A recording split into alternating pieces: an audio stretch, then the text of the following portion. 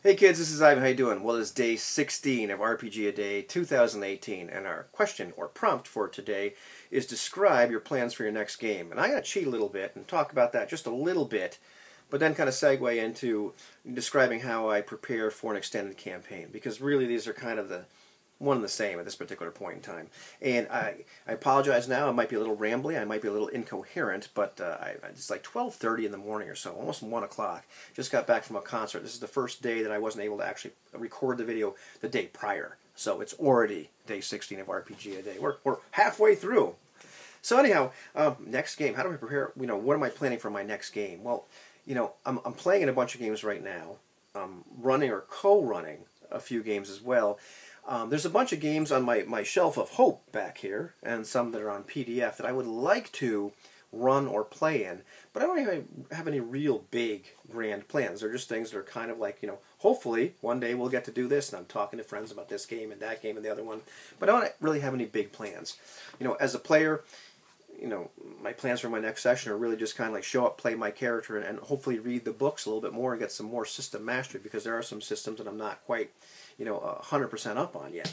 But as a game master, what do? I talk about like my Lamentations of the Martian Princess game a little bit, and just kind of how I planned for that and prepared for that, and how I continue to prepare for that. But I want to just kind of like qualify this just a little bit. I'm not going to talk about one-shots. I'm probably never going to make a video about that, because I'm not really good at one-shots. And that's something I would like to become better at, because there's all kinds of things you can explore with that. And they're also great for just kind of vetting players, like, getting to know you, that sort of thing. But I'm not particularly awesome at that. Most of my experience has been in campaigns. And everything I'm going to talk about in this video is kind of colored by my preference and bias and what I like. One of the things I've noticed about myself as a game master, and I think it might be true for a lot of other game masters, is we tend to run games that we would like to be a player in. Not just the system or the setting and all that kind of stuff, but how we run it.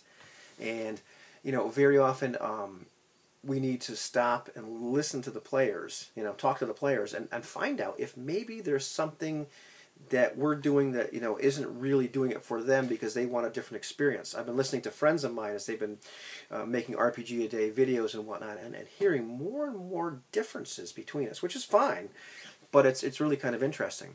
And one of the things that it's really important to do is not talk about each other's preferences in a disparaging or dismissive manner, which can be tough, because I'll tell you what, like very often, and I've talked about this before, when we look at somebody else's preferences, sometimes they can seem really alien and incomprehensible to us. It's just like baffling. And it's also equally baffling that they can't understand or don't like what we like. And I've listened to a friend of mine, a couple of videos he made. I'm like, wow, that's really amazing that he completely doesn't like what I like in this one particular area. So I'm going to talk about how I've prepared for this campaign and how I continue to prepare for it. I don't particularly maybe that's the wrong word, but it's hard for me to buy into when a game master tells me this is what's important. I remember making some videos a few days back about the idea of like, how can players make a game world seem real? How can a game master make the stakes seem important? And to a large extent, it's been my experience, at least for me, that the stakes, the things that are really important in the game, are what the players and their characters believe are important, what they finally latch onto. And sometimes a switch goes off for me when I'm a player, and the game master has given us some kind of thing which is supposed to be important, or we're supposed to be doing, or it's very crucial that this get done.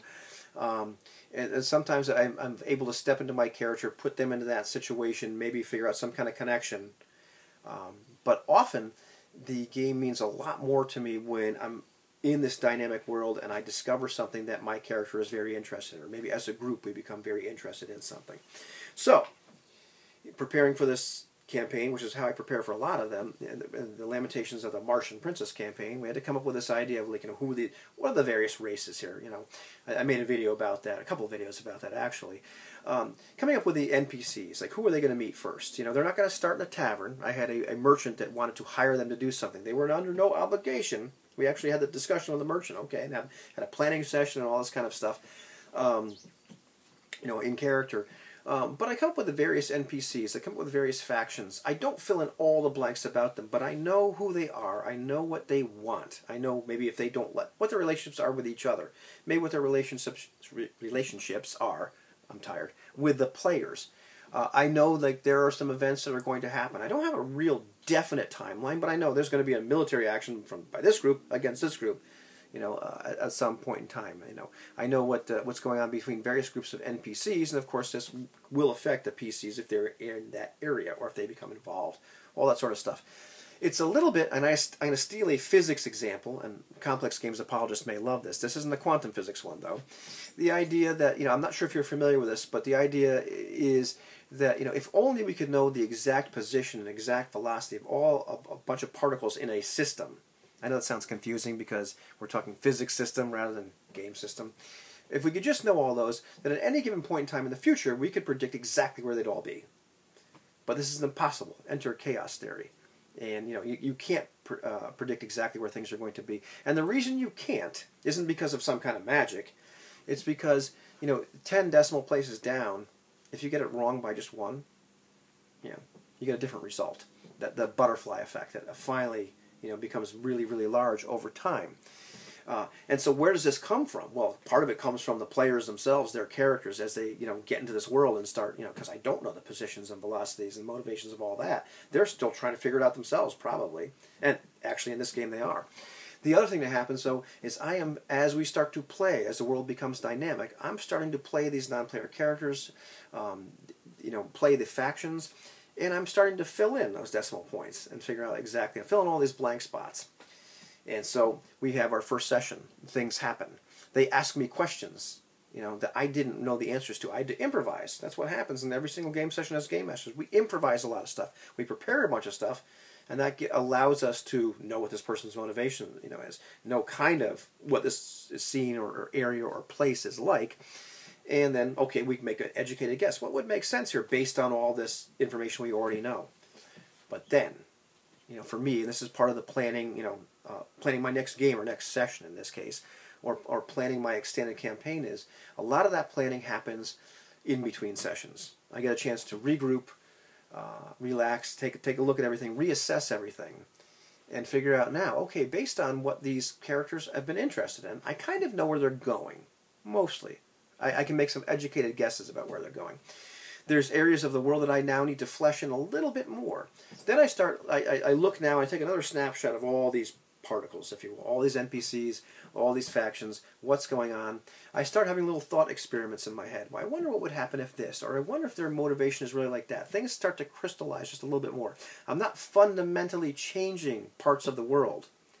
And it's not like a quantum ogre thing, so to speak. It's more like I'm starting to get to know the details of this world and the motivations a little bit better. It's kind of like, well, I've talked about a zillion times, when you play your character in a game, you finally get to start to know who they really are. And, as the game goes on, I start to get to know more and more about these NPCs, about these factions, about all this stuff in the game world. It starts to crystallize a little bit more. So, that's a lot of my preparation for, my plans for my next game, where preparing an extended campaign is doing that. However, it's very directed by what the player characters are interested in. Doesn't mean that I'm just going to ignore and not have certain contingencies happen, or this military action won't happen. It's more that I start to concentrate on areas of the world where they become interested. So the game literally becomes about what they decide it's about. I don't get to, I've said it before, that the players will tell you what the game is about via the actions of their characters, via their interests. And so my preparation for games and campaigns tend to be like how I would like it. But I see them a little bit more of a demented science experiment, where I come up with some non-player characters. I come up with some factions. I come up with some scenarios. I come up with some themes. I come up with some basic ideas, maybe little hooks.